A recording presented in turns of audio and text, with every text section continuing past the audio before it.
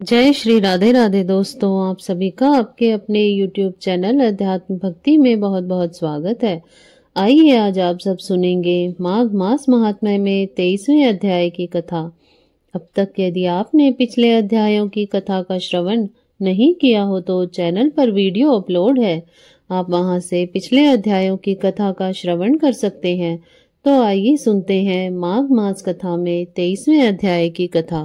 तो बोलिए प्रेम से भगवान विष्णु की जय, माता लक्ष्मी की जय, सर्व देवी देवताओं की जय। विष्णु भक्त महात्मा देव द्युति की इतनी कथा सुनकर ब्राह्मण वेद निधि ने महर्षि लोमेश से कहा, हे ऋषि राज, आपकी कृपा तथा सत्संग प्राप्त कर मैं गंगा जल की तरह पवित्र हो गया हूँ। हे प्रभु, मेरी प्रबल इच्छा है कि आप कृपा करके मुझे महात्मा देवद्युति द्वारा रचित उस दिव्य भक्ति में विष्णु स्तोत्र को सुनाने की कृपा करें, जिसे सुनकर भगवान विष्णु देवद्युति की भक्ति से प्रसन्न हुए थे। मेरे मन में उस स्तोत्र को सुनने के लिए व्याग्र तथा कौतूहल ग्रस्त है। धन्य है भक्त देवद्युति तथा महान है वह दिव्य स्तोत्र जिसे सुनकर भगवान विष्णु ने उन्हें दर्शन देकर कृतार्थ किया था। हे प्रभु, मेरा अंतःकरण कह रहा है कि आपकी कृपा से मेरा मनोरथ अवश्य ही सिद्ध होगा। शास्त्रों में कहा है कि महापुरुषों की संगति उन्नति तथा उत्थान का सर्वोत्तम साधन है। जिस प्रकार पारस मणि के स्पर्श से लोहे भी स्वर्ण हो जाते हैं, उसी प्रकार महापुरुषों का साथ ही साधारण जनों को बड़ा बना देता है।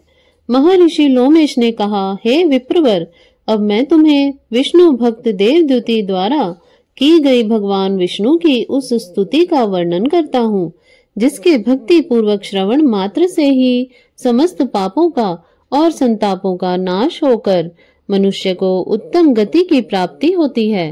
विष्णु भगवान का यह दिव्य स्तोत्र सर्वप्रथम श्री विष्णु के वाहन गरुड़ जी ने प्राप्त किया था। तत्पश्चात यह स्तोत्र उनकी कृपा से मुझे प्राप्त हुआ। तुम इस स्तोत्र को अच्छी तरह याद कर लो। हे देवाधिदेव सर्वेश्वर, आपके श्वासों द्वारा अंकों सहित सूत्रों और युक्तियों के सहित महान वेदों का आविर्भाव हुआ है। हे परम ब्रह्म गुणातीत अवर्णीय विराटकार ब्रह्मांड नियंता, आपको यह मेरी छोटी सी स्तुति भला कैसे प्रसन्न कर सकेगी। हे प्रभु, आपकी विराट महानता के सम्मुख यह अत्यंत लघु है। हे प्रभु दया सागर, अशरण शरण दीन हितकारी, केवल आपकी भक्ति में भाव विभोर होकर अनन्य भक्ति भाव के वशीभूत होकर मैंने ऐसा दुस्साहस किया है। सृष्टि का पालन करने, निर्माण करने तथा विनाश करने के लिए आपने ही अपनी योग माया से ब्रह्मा विष्णु तथा शिव का रूप धारण कर रखा है। तथापि आपके इन योग माया रूपों से भक्त को आराधना तथा भक्ति की जो सुलभता प्राप्त हुई है, वह आपकी महान कृपा है।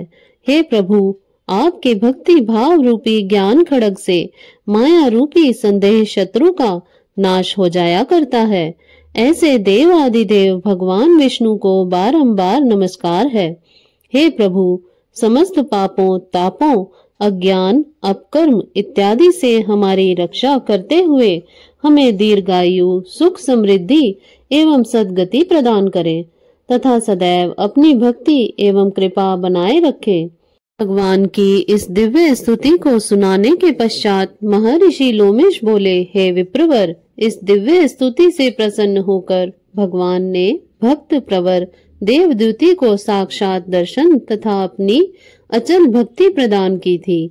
वह संपूर्ण स्तुति मैंने भगवान की दया प्रेरणा से अद्योपांत सुना दी है। हे द्विज श्रेष्ठ, इस स्तोत्र का भक्ति सहित पाठ करने वाले मनुष्य को अश्वमेध यज्ञ के समान पुण्य फल प्राप्त होता है। इस पावन स्तोत्र का पाठ करने से ब्राह्मणों को आत्मविद्या का, क्षत्रियों को ओज तथा तेज का, वैश्यों को धन समृद्धि विस्तार का फल प्राप्त होता है। इसका पाठ शूद्रों को भी सुख यश तथा सम्मानदायक है। यह संपूर्ण पापों तथा अमंगलों का नाश करने वाला है। स्त्रोत की महिमा बतलाते हुए महर्षि लोमेश ने आगे कहा, देवद्युति रचित इस स्त्रोत का पाठ करने से रुग्ण व्यक्तियों को रोग मुक्ति अर्थात आरोग्य एवं स्वास्थ्य लाभ प्राप्त होता है। निर्धन व्यक्तियों की दरिद्रता दूर होकर संपन्नता प्राप्त होती है। संतानहीनों को संतान प्राप्त होकर वंश वृद्धि होती है।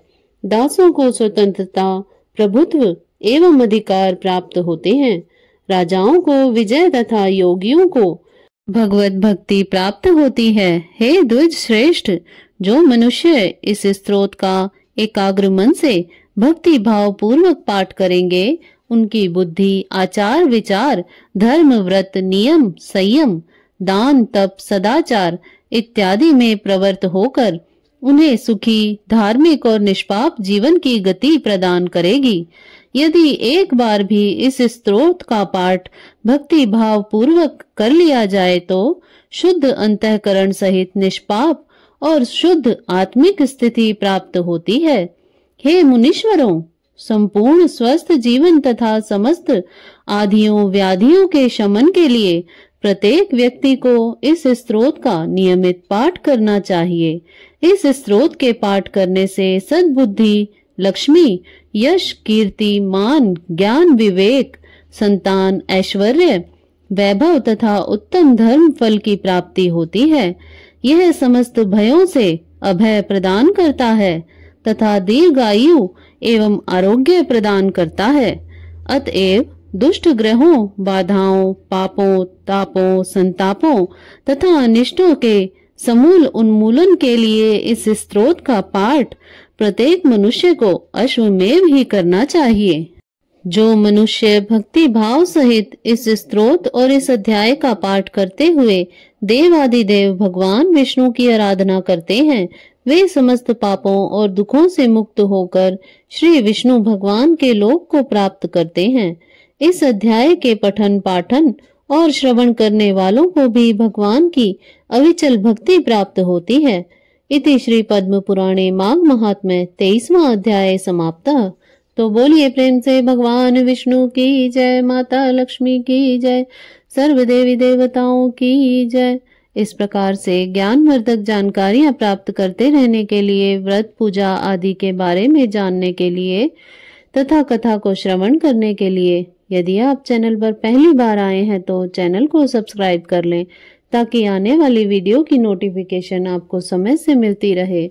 वीडियो को लाइक करें, शेयर करें। सुखी रहें, स्वस्थ रहें। जय श्री राधे राधे। धन्यवाद।